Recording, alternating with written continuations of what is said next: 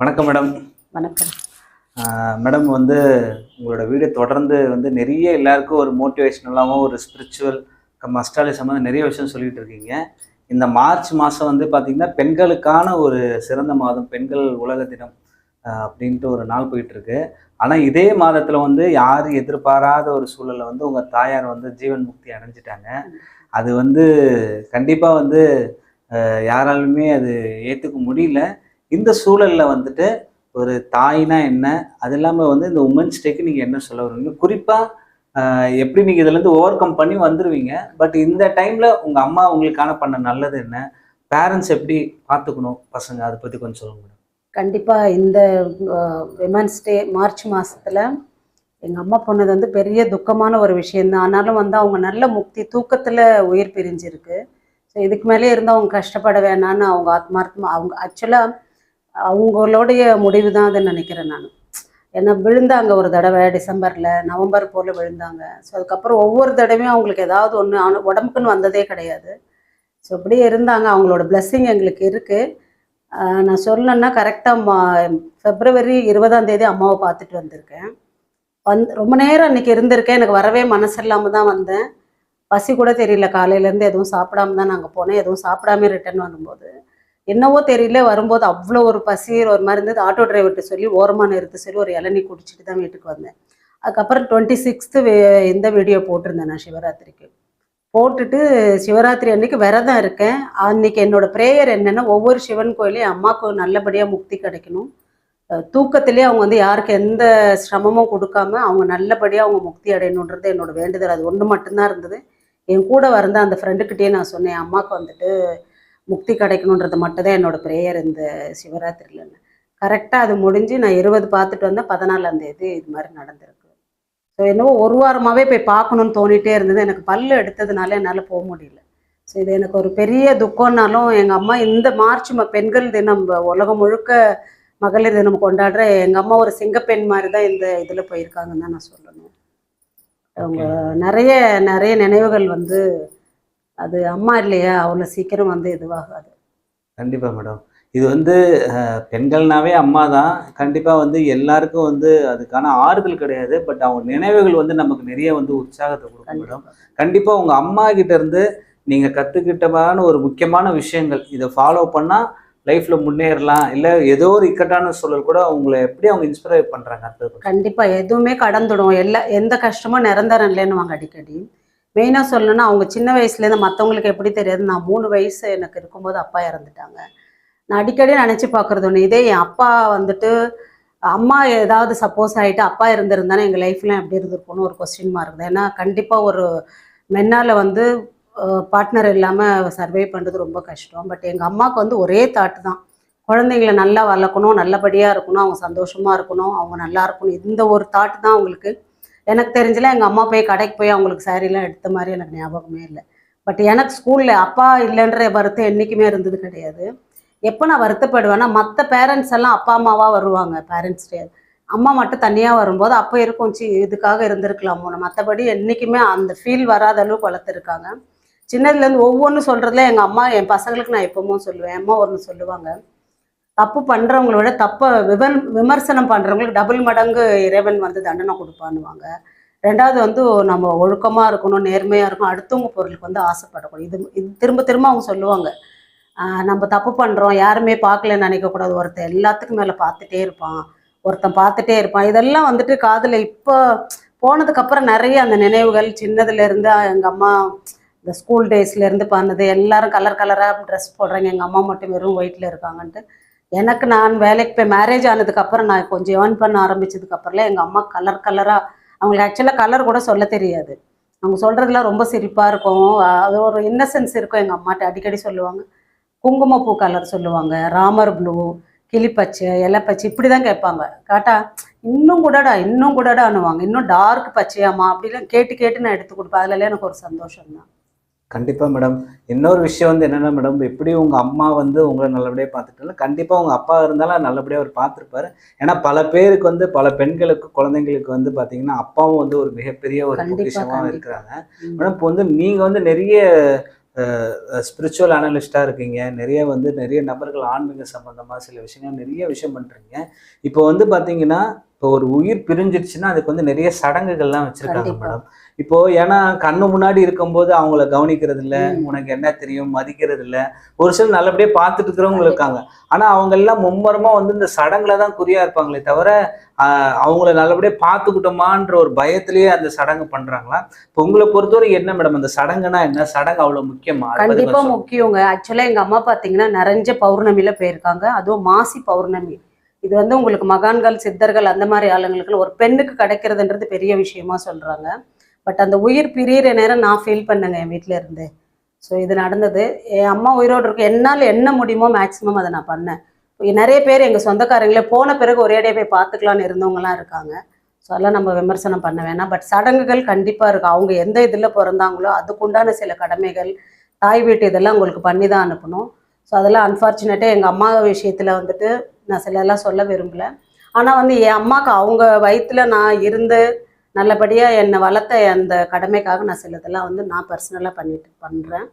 என் அம்மாவுக்கு வந்துட்டு அந்த முக்திக்கு உண்டான இது என்ன பண்ணணுமோ, அந்த மோட்ச ஆராதனை அதெல்லாம் அந்த மோட்சத்துக்கு உண்டான நம்ம பண்ணுவோம் இல்லையா? மோட்ச அர்ச்சனை அதெல்லாம் பண்ணி நல்லபடியா அவங்களுக்கு 16வது நாள் காரியம் நான் தனியா பண்ணிட்டு இருக்கேன். ஸோ அதுக்கு முக்கியமா என் அம்மா இறந்ததுக்கு நெறைய பேர் வந்துட்டு என் அம்மா ஆன்மாக்காக இரங்கல் தெரிவிச்சாங்க. பிரார்த்தனை பண்ணவங்க எல்லாருக்குமே நான் வந்து கைகூப்பி வணக்கம் சொல்லிக்கிறேன். என்னோட ஃப்ரெண்ட்ஸ், என்னோட பேஷண்ட்ஸ் நெறைய பேர் இதில் பார்த்துட்டு ஸ்டேட்டஸில். ஸோ அதில் ஒரு 20 பேரையும் நான் கூப்பிட்டுருக்கேன். 16வது நாள் அடுத்த சாட்டர்டே. ஸோ போன சாட்டர்டே இதே சாரி என் அம்மாவுக்கு இந்த பிளாக் போடக்கூடாதுன்னு வாங்க என்ன. பட் ஆனால் இந்த சாரியில் அது ஏதோ ஒரு அவங்களுக்கு பிடிக்கும். நல்லா இருக்குன்னுவாங்க. ஏன்னா அதில் அந்த ரெட் கலர் அவங்களுக்கு பிடிக்கும், அந்த மெரூன். ஸோ அந்த ஞாபகமாக தான் அவங்களுடைய போன வாரம் இப்போ ஆக்சுவலாக போன 14ஆம் தேதி இறந்தாங்க அம்மா. ஸோ போன சாட்டர்டே ஃப்ரைடே இறந்தாங்க சாட்டர்டே. அவங்க பேர் லக்ஷ்மி அம்மாள். ஸோ அதுக்கேற்ற மாதிரி ஃப்ரைடே அன்னைக்கு தான் அவங்க போயிருக்காங்க. நல்ல ஓரை நல்ல ஒரு பௌர்ணமியில் போயிருக்காங்க. அந்த விஷயத்தில் அதை நினச்சி நம்ம பெருசாகவும் நம்ம இது பண்ண முடியாது. ஒரு திருப்தி பட்டால் கூட அம்மா இல்லையா இதுக்கப்புறம் அந்த இது நமக்கு கிடைக்காது இல்லையா? கண்டிப்பா. 1000 பேர் வந்தாலும் அந்த அம்மாவுக்கு ஈக்குவலாக யாரும் வர முடியும். இல்லை, கண்டிப்பா கண்டிப்பா மேடம். இப்போ வந்து நிறைய விஷயம் நம்மளுக்கு கேள்விப்பட்டிருக்கோம் மேடம். என்னன்னா அந்த மகான்கள்லாம் வந்து பார்த்தீங்கன்னா, அவங்க ஒரு தாய்க்குன்னு வந்து ஒரு கடைசி கால ஒரு சடங்குனா கண்டிப்பாக அவங்க அவங்க துறவரத்தில் இருந்தாலும் மீண்டு வருவாங்க. அதை பற்றி சில விஷயங்கள் எதாவது இருந்தால் சொல்லுங்கள். கண்டிப்பாக நீங்கள் ஆதிசங்கருடைய மாத்திருக்கா பஞ்சகம் அவர் வந்து அவங்க அம்மாவுக்கு வாக்கு கொடுத்துட்டு போகிறாரு சன்னியாச வாழ்க்கையில். ஸோ அவங்க அம்மா அந்த இறுதி கட்டத்துக்கு வந்தாங்கன்றது அவருக்கு உணர்ந்ததும் வராரு. வந்துட்டு அந்த தாய்க்கு எல்லாமே பண்ணுறாரு. அப்போ நிறைய பேர் எதிர்ப்பு தெரிவிக்கிறாங்க இல்லையா, நீ வந்து ஒரு சன்னியாசி பண்ணக்கூடாது இந்த சடங்கெல்லாம். ஸோ தாய்க்கு பண்ணுறதுல எந்த இதுவும் கிடையாதுன்னு சொல்லிட்டு அவர் முடிச்சுட்டு அப்போ தான் மாத்திருக்கா பஞ்சகம்னு ஒன்று கொடுக்குறாரு. அந்த 5 பாடல்கள் அந்த மாத்திருக்கா பஞ்சகம் தமிழில் இருக்குது. நீங்கள் நான் லிங்க்கில் கொடுக்குறேன் பாருங்கள் டிஸ்கிரிப்ஷனில். நம்ம உயிரை டச் பண்ணுற மாதிரி இருக்கு. நான் என் அம்மாக்காக அந்த பாட்டு வந்துட்டு எத்தனை முறை கேட்டிருக்கேன்னு எனக்கே தெரியாது. நாளைக்கு அம்மா போகிறாங்கன்னா கூட முதல் நாள் நைட்டு கூட அது கேட்டிருக்கேன். எப்போல்லாம் அவங்க அதை கேட்பேன் நான். அப்போ ஆதிசங்கர்கிட்ட நான் பிரேமை அம்மா அவன் அம்மாவுக்கு வந்து அப்படி ஒரு முக்தி கொடுத்தாரு அவர்.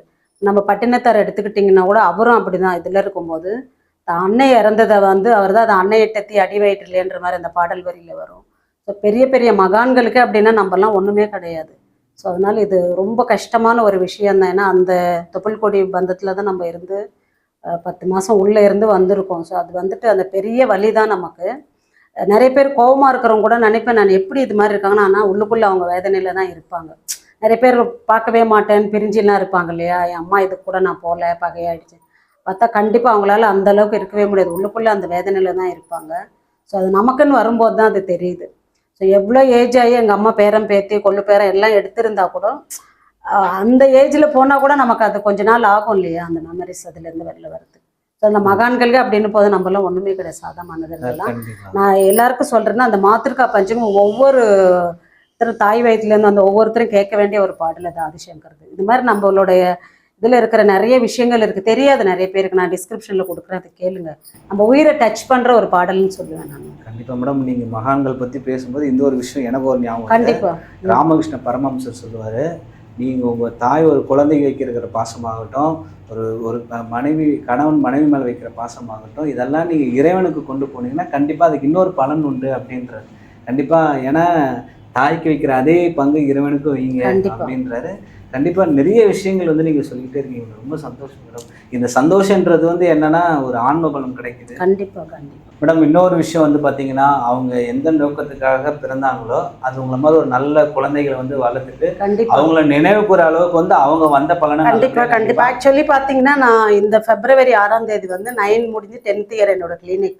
ஸோ அன்னைக்கு நான் நினைச்சிட்டே இருந்தேன், அம்மா வந்திருந்தா நல்லா இருக்கும் கூப்பிட்டுட்டு வந்தேன். அவங்க ரொம்ப நடக்கலாம் முடியாது அவங்களால.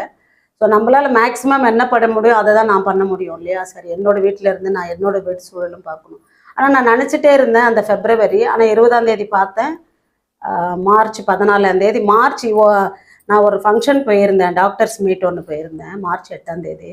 ஸோ பக்கத்தில் இருக்கிறவங்ககிட்ட எங்கள் அம்மா பற்றி தான் பேசிகிட்டு இருக்கேன். என்னை பொறுத்தவரை எங்கள் அம்மா ஒரு சிங்கப்பெண்ணு தான். எங்கள் அம்மாலாம் ஒரு படிக்கலை, ஒரு வில்லேஜ்லேருந்து வந்தவங்க தான். அவ்வளோ சின்ன வயசில் மேரேஜ் பண்ணிவிட்டு அப்பா இல்லாமல் எங்களெல்லாம் அவ்வளோ நல்லா வளர்த்துருக்காங்க. அப்படி பார்த்தா ஒவ்வொரு பெண்ணுக்குள்ளேயும் அந்த ஒரு சக்தி இருக்குது. எங்கள் அம்மாலாம் ரொம்ப பயந்த மாதிரி இருந்தால் கூட உள்ளுக்குள்ளே ஒரு தைரியம் அவங்களுக்குலாம். ஸோ எப்படியும் எங்களெல்லாம் கரை சேர்த்து கொண்டு வந்துட்டாங்க இல்லையா. எங்கள்கிட்ட ரொம்ப அவங்க இன்னசென்ஸ், அவங்க வந்து இயற்கையோடு ரொம்ப ஒன்றி இருப்பாங்க. அவங்க கையில் ஒரு செடி வச்சு அது ரொம்ப நல்லா வரும். மாதிரி சரி நிறைய நினைவுகள் இருக்குது. அவங்க வந்துட்டு நேச்சுரோட இதுவாக இருப்பாங்க. இந்த ஃபுட்டில் ஒரு டிசிப்ளின் இருக்கும் அவங்களுக்கு. வேணான்னா வேணாம் தான். இப்போ கடைசியாக போகிறதுக்கு முன்னாடி 2 நாள் ஃபுல்லாக சாப்பாடு நிறுத்தியிருக்காங்க. வெத்தலை போடுவாங்க அவங்க. அந்த வெத்தலை சாப்பாடு பற்றெல்லாம் அறுத்துட்டு பேச்சும் இல்லாமல் தான் அமைதியாக இருந்து நல்லபடியாக தூக்கத்தில் போயிருக்காங்க. ஸோ என்னென்னா நமக்கு மனசு அடிச்சுக்கும் அந்த போகும்போது கடைசியாக பார்க்கலையே. ஏன்னா கடைசியான்ட்டு கேட்டது குழந்தைங்கள கூட்டிகிட்டு வந்து காட்டுமா அப்படின்னாங்க. ஸோ அது பண்ண முடியலையேன்னு வருத்தம். பட் ஆனால் அதுக்கப்புறம் நான் யோசித்து பார்த்தேன், அவங்களுடைய சின்ன பேத்தி, ரொம்ப பிடிச்ச பேத்தி வந்து அவங்களுக்கு 2மே பிடிக்கும். சின்னவங்க ரொம்ப பிடிக்கும். ஏன்னா அவங்க தான் கூட இருந்து வளர்த்தாங்க ஸ்கூல் போகிற வரைக்கும். ஸோ அவங்க பன்னீர் ஃப்ரை ஒன்று பண்ணியிருந்தாங்க. ஏதோ ஒரு ஞாபகத்தில் நான் என்ன சாப்பிட வச்சது நான் அந்த பாக்ஸில் போட்டு எடுத்துகிட்டு அதை சாப்பிட்டாங்க. அவங்க பேத்தி பண்ணதுமான அதை ரொம்ப ருசிச்சு வேறு சாப்பிட்டாங்க. ஸோ அதான் சொன்னேன், அதான் உனக்கு பிளெஸ்ஸிங், நீ பார்க்க முடியலன்னு வருத்தப்படாத, நீ செஞ்ச ஒரு டிஷ் வந்து அம்மாவுக்கு போச்சுன்னு சொல்லி. கண்டிப்பாக மேடம். ஏன்னா வந்து நமக்கு வந்து நாளைய நாள் கிடைக்குமா தெரியாது. ஆனால் நாளையோட நினைவுகள் வந்து நம்ம கண்டிப்பா கண்டிப்பா வந்து ஒரு சிங்கப்பெண்ணா பிறந்த பெண் நீங்களும் சிங்கப்பெண்ணா தான் இருக்கணும். ஏன்னா வந்து நமக்கு வந்து 6 கோடி கொடுக்க கூட ஆள் இருக்கு, ஆறுதல் சொல்றதுக்கு நம்ம கிட்ட ஆள் கிடையாது. உண்மையான ஆறுதல் சொல்ல ஆள் கிடையாது. கண்டிப்பா அது யாருக்குமே கிடையாது. அது நம்மளே தான் தேய்த்துக்கணும். ஏன்னா நீங்க ஸ்ட்ராங் ஆனாதான் கண்டிப்பா வியூவர்ஸும் ஸ்ட்ராங் ஆவாங்க. பரவாயில்ல மேடம், நான் ஸ்ட்ராங் ஆயிடுவேன் கொஞ்சம். இப்போ 1 வீக்லயே எனக்கு கொஞ்சம் நான் இப்போ நம்ம என்ன அடுத்து கடந்து போகணும் நிறைய விஷயங்கள். பட் இது தாய் என்ற நான் கூட ரொம்ப கொஞ்சம் ஈஸி தான். அம்மா இவ்வளோ கஷ்டப்படுறதுக்குன்னு பார்த்தேன். ஆனால் அது இவ்வளோ பெரிய அது எப்படி சொல்றதுன்னு தெரியல. மேடம் எனக்குலாம் வந்து எங்க அம்மா 3 நாள் ஊருக்கு போனாவே எனக்குலாம் தாங்க. அது ஒரு பாண்டிங் மேடம். அது வந்து நம்ம வந்து இலக்கை விட பயணம் தான் மேடம் சுவாரஸ்யம். ஆக்சுவலாக அவங்க பக்கத்துல இருக்கோம், நம்ம வீட்டில் வச்சுக்கிறது. நம்ம அம்மா உயிரோடு இருக்காங்க, நல்லா இருக்காங்க. என்னைக்கோ ஒரு நாள் பார்க்குறோம் வரான்னு நான் மந்த்லி ஒன்ஸ் 2 வீக் எப்படி நான் எவ்வளோ இக்கட்டான இது இருந்தாலும் போயிடுவேன். லாஸ்ட் டைம் போன கூட போய் அம்மா பார்த்துட்டு நேராக கிளினிக் வரணும்னு நினச்சேன். பட் எனக்கு கொஞ்சம் ரொம்ப அசதியாக தான் சொன்னேன் இல்லையா, பசி அந்த மாதிரி இருந்தாலும் டயர்டாக வீட்டுக்கு போயிட்டேன். பட் ரொம்ப நேரம் நம்ம இந்த தடவை இருந்துமே நினச்சேன். ஸோ அப்போது இறைவன் முடிவு பண்ணியிருக்காரு, இதுதான் கடைசியாக இருந்தால் தான் ரொம்ப நேரத்தை எனக்கு கொடுத்துருக்காரு. நம்ம அதுதான் மேடம், இலக்கை விட பயணம் தான் மேடம் சுவாரஸ்யம். உங்கள் ஜேர்னி அவங்களோட நீங்கள் எவ்வளோ சூப்பராக ஸ்பெண்ட் பண்ணீங்க. அவங்ககிட்ட கண்டிப்பாக நீங்கள் ஒரு நல்ல மெமரிஸ் தான் கொடுத்துருப்பீங்க. அவங்களும் உங்களுக்கு நிறைய நல்ல மெமரிஸ் தான் கண்டிப்பாக கொடுத்துருப்பாங்க. மேடம் இந்த சூழலை வந்துட்டு இப்போ வந்து இப்போ இருக்கிற ரிலேஷன்ஸ்லாம் வந்து பார்த்தீங்கன்னு வச்சுக்கோங்களேன், ஒரு பெண்ணாகட்டும் ஆணாகட்டும் அவங்களுக்குள்ள என்னன்னா ஒருத்தர் மிஞ்சி எல்லாரும் முன்னாடி வாழணும், நான் வந்து ஈக்குவல்ன்றதுல வந்து நம்ம உடம்ப வருத்திக்கிற மாதிரி தான் பல விஷயங்கள்லாம் நடந்துட்டு இருக்கு. ஒரு ஒரு ஒரு இளம் தாய்க்கு பெண்ணாக பிறந்த நீங்கள் இப்போ இன்னைக்கு வந்து நேயர்களுக்கு என்ன சொல்ல விரும்புறீங்க? மெயினாக வந்து பெண்கள் வந்து எப்படி ஃபேமிலியோட அட்டாச்சாக இருக்கணும், இல்லை பெண்கள் வந்து எப்படி சில விஷயங்கள்லாம் கவனமாக இருக்கணுன்றதை சொல்ல நினைக்கிறீங்க? என்ன சொல்கிறேன்னா, முடிஞ்ச அளவுக்கு வந்து முதல்ல நம்மளோட ஹெல்த், முதல்ல நம்மளை வந்துட்டு இவங்க கவனிக்கல அவங்க கவனிக்கல இவங்க கேர் பண்ணல அதெல்லாம் இல்லாமல் நம்மள நாம் முதல்ல கேர் எடுத்துக்கணும். அதுக்கப்புறம் நமக்குன்னு ஒரு உள்ளுக்குள்ளே ஒரு தைரியம் இருக்கும், நமக்குன்னு ஒரு திறமை இருக்கும். அதை கண்டுபிடிச்சி வெளியே கொண்டு வரணும். நமக்கு தெரிஞ்ச நல்ல விஷயத்த 4 பேர் கண்டிப்பாக ஃபேமிலிக்குள்ளே இருக்கிறவங்களுக்கு அவன் சொன்னால் கேட்க மாட்டான், பையன் பொண்ணு சொன்னால் அப்படி இருக்கக்கூடாது. போல்டாக இருக்கணும், எந்த விஷயத்துக்கும் பயப்படக்கூடாது. நம்ம பயந்து நம்ம பார்த்தோன்னா ஒரு சில விஷயங்கள்லாம் நம்ம அன்னைக்கு இதை பேசியிருக்கலாம் அதை பேசியிருக்கலான்னு ஒரு சில நேரத்தில் பேச இருந்தும் நம்ம ஏன் கட்டுப்பட்டு பேசாமல் இருக்கோம்னா அங்கே சில விஷயங்கள். இப்போ எங்கள் அம்மா டெத்தை எடுத்துக்கிட்டிங்கன்னா அதுக்கெல்லாம் அவ்வளோ ப்ரெஷர், அவ்வளோ டென்ஷனில் இருந்தேன். எனக்குன்னு கிடைக்கிற சில உரிமைகள் அங்கே கிடைக்கல இந்த சென்ஸ். அதை கேட்கலாம் பண்ணலாம், பட் எனக்கு விருப்பம் கிடையாது. ஏன்னா என் அம்மாவோட இறுதி சடங்கு நல்லபடியாக நடக்கணும், அதுக்கப்புறம் பார்த்துக்கலான்னு அப்போ ஒரு முடிவு எடுத்தது தான். அம்மாவுக்கு நான் எனக்கு எல்லா ரைட்ஸ் இருக்குல்லையே அம்மாவுக்கு பண்ணுறதுக்கு. ஸோ எனக்கு என்ன விருப்பம் இருக்கோ, எனக்கு எப்படி பண்ணணும்னு தோணுதோ, எத்தனை பேருக்கு நான் கூப்பிட்டு சாப்பாடு அதெல்லாம் நான் கண்டிப்பாக பண்ணுவேன். என் அம்மாவோட ஆன்மா கண்டிப்பாக நல்லபடியாக முக்தியாக இறைவனை ஈசனடி சேர்றதுக்கு உண்டான என்ன பண்ணணுமோ அது எல்லாமே நான் பண்ணுவேன். கண்டிப்பாக பண்ணுவேன். என் அம்மா வந்துட்டு எனக்கு நிறைய விஷயங்கள் கொடுத்துட்டு போயிருக்காங்க. அதை எல்லாமே என் குழந்தைங்களுக்கு நான் சொல்கிறேன். பட் ஒவ்வொரு தடையும் எங்கள் அம்மாவை நாங்கள் சொல்லுவோம், வீரமங்கை வினிஷான்னு கிண்டல் பண்ணிப்போம் பேசும்போதே. அந்த ஆக்டிங் அந்த பண்ணுறது அவங்கள்ட்ட இருக்க நிறைய விஷயம் என்னென்னா, ஒருத்தர் ஒன்றும் இல்லை, ஒரு டெத்து என் மாமனார் இதுவாயிட்டாரு. ஸோ அப்போ இவங்க முடியாமல் இருந்தாலும் நாங்கள் மறைச்சிட்டோம் சொல்கிறோம். ரொம்ப நாளுக்கு அப்புறம் தெரிஞ்சதுக்கப்புறம் ரொம்ப சண்டை போட்டாங்க என்கிட்டலாம். யாருமே எனக்கு சொல்லலையே, நான் போய் அந்த அம்மாவுக்கு ஆறுதல் சொல்லியிருக்கேன். இது முடிஞ்சிடுச்சு. இப்போ கடைசியாக நான் போனப்போ இவங்க ட்ராவல் பண்ணி போயிட்டு வந்திருக்காங்க ட்ரீம்லேயே. எப்படி சொல்கிறாங்கன்னா, நேற்று நான் உங்கள் ஊருக்கு போயிருந்தேன் திருத்தணி. நீ எப்போம்மா போனேன் அப்படி எனக்கு நான் ரொம்ப அம்மாவை கிண்டல் பண்ணுற மாதிரி. அப்படியா, சரி சரி எப்படிம்மா போனேன்னா போனேன், போயிட்டு உன் மாமியார் பார்த்து ஆறுதல் சொன்னேன். நான் அழ அவங்க அழ எல்லாரும் வந்து எங்களை சமாதானப்படுத்தினாங்க. திருப்தியாக வந்துட்டு அவங்களுக்கு ஆறுதல் சொல்லிட்டு மன்னிப்பு கேட்டு வந்தாங்களாம். அப்போ என்னால் வர முடியல. ஸோ எந்த மாதிரி ஒரு சோலாக டிவைன் சோலாக இருந்தால் அவங்களுடைய தாட் ஃபுல்லாக இருக்குது, நம்ம போய் கேட்டிருக்கணும். அது இருந்ததுனால போகிறதுக்கு முன்னாடி அந்த வேலையும் பண்ணிட்டு போயிருக்காங்க. அது மாதிரி நிறைய அவங்க ஆக்சுவலாக பார்த்தா நிறைய விஷயங்கள் வந்து கனவாக வந்ததுன்னுவாங்க. எனக்கு ஏதாவது இங்கே ஒரு உடம்பு முடியல ஏதாவது ஒன்றுன்னா எனக்கு ஏதோ நடந்த மாதிரியே அவங்க சொல்லி என்னை பார்க்கணும்னு அடம் பிடிச்சி அழுது வர வச்சுடுவாங்க. ஸோ இதெல்லாமே அந்த பவர்லாம் உங்களுக்கு இருந்திருக்கு. முன்னாடியே ஏதோ நடக்க போகுது. இந்த டெத்து விஷயம் கூட உங்களுக்கு தெரிஞ்சிருக்குமா இருக்கும். எனக்கு என்ன வருத்தம்னா லாஸ்ட் மினிட் பார்க்கலையன்றது இருக்கு. பட் அது தெரிஞ்சிருக்கும். அம்மாவுக்கு பார்த்துருந்தா நான் ரொம்ப வருத்தப்படுவேன். நேற்று தானே பார்த்தா அம்மா இப்படி ஆயிட்டாங்க, அது இருக்கக்கூடாதுன்றதுக்காக அந்த 20th எங்களோட இது முடிஞ்சதுன்னு நினைக்கிறேன். நேயர்களுக்கு ஏதாவது சொல்ல விரும்புறீங்களா மேடம்? கண்டிப்பாக எல்லா பொண்ணுமே வந்துட்டு எல்லாருமே வந்துட்டு ஒரு தாய். முதல்ல நம்ம தாய்னா நம்ம அம்மாவுக்கு என்ன செய்யணுமோ அதை நம்ம கண்டிப்பாக செஞ்சு தான் ஆகணும். இப்போ ஒவ்வொருத்தர் வந்து மாமியார் அந்த மாதிரிலாம் வரல, அவங்கவுங்க அம்மாவுக்கு அவங்க தான் கேர் எடுக்கணும். அதையும் தாண்டி போகக்கூடாது. சில நேரத்துலலாம் வந்து போக முடியாது, அடுத்த வாரம் போய்க்கோன்ற மாதிரிலாம் எனக்கு வேறு வேலை வந்தால் கூட நான் போகணுன்னு முடிவு பண்ணால் போயிடுவேன். யாரும் தடுக்க முடியாது. என் அம்மாவுக்கு என்ன முடியுமோ என்னால் முடியும். என் அம்மாவுக்கு பார்த்து நான் பண்ணுவேன். ஆக்சுவலாக லாஸ்ட் டைம் என் ஃப்ரெண்டு கூட வந்தப்போ கூட சொல்லுவா, நீ அம்மாவுக்கு ஊட்டினல போதுண்டான்னும் போது நீ அந்த ஊட்டின விதம் இருக்குல்ல, நீ தான் வந்துட்டு அம்மா அவங்க குழந்தை மாதிரி இன்னும் கொஞ்சம்னு ஊட்டினியன்ற மாதிரி. ஸோ அந்த நினைவெல்லாம் வந்துட்டு இனி என்னதான் நான் கோடியே நான் சம்பாதிச்சா கூட என் அம்மாவுக்கு எதுவும் நான் பண்ண முடியாது இல்லை. அதனால இருக்கிற வரைக்கும் எனக்கு ஒரு பெரிய பாடம் என்னன்னா, நிறைய பேர் அம்மா பார்க்கணுன்னு விரும்புனாங்க. அவங்க ரிலேட்டிவ்ஸில் எல்லாருமே வெயிட் பண்ணது எதுக்குன்னா, ஒரேடியாக வயசானவங்க தானே போயிட்ட பிறகு போய் பார்க்கலாம். இது மாதிரி தயவுசெய்து யாருமே பண்ணாதீங்க. யாரையாவது பார்க்கணும், அவங்களுக்கு எதாவது பண்ணணும்னா உயிரோடு இருக்கும்போது போய் பார்த்துட்டு வந்துடுங்க. இறந்த பிறகு தான் ஒரேடியாக செலவு அப்புறம் போய் பார்த்துக்கலான்றது பெரிய ஒரு, அது எப்படி சொல்கிறதுனா, அது மாதிரி ஒரு மட்டமான ஒரு தாட் எதுவுமே இருக்க முடியாது. உங்களுக்கு முடியல, நம்மளை விரும்புகிறாங்க, பார்க்கணுன்னு ஆசைப்படுறாங்க, டக்குன்னு போய் பார்த்துடணும் நம்ம. ஸோ அந்த ஆன்மாக்கும் நமக்கு இருக்கிற பந்தம் அந்த உயிரோடு இருக்கும்போது தான் பார்க்கணும். நம்ம போயிட்ட பிறகு போய் ஒன்றுமே இல்லைல்ல. ஸோ அது தைரியமாக இருக்கணும், அவ்வளோதான் சொல்கிறேன். நம்ம ஒரு படிக்காத எங்கள் அம்மா மாதிரி ஒருத்தவங்களே இந்த அளவுக்கு எங்களை கொண்டு வந்தாங்கன்னா, இன்றைக்கி வந்து நல்லா படித்து நல்லா சம்பாதிக்கிறாங்க. அவங்க என்னென்னா நம்மளே ரொம்ப சின்ன விஷயத்துக்கெல்லாம் துவண்டு போயிடுறாங்க. இப்போ ஒரு சின்ன ஒரு வயிற்று வலி வந்தாலே தாங்கலை, பீரியட்ஸ் இதுவே ஒரு பெரிய இதுவாக.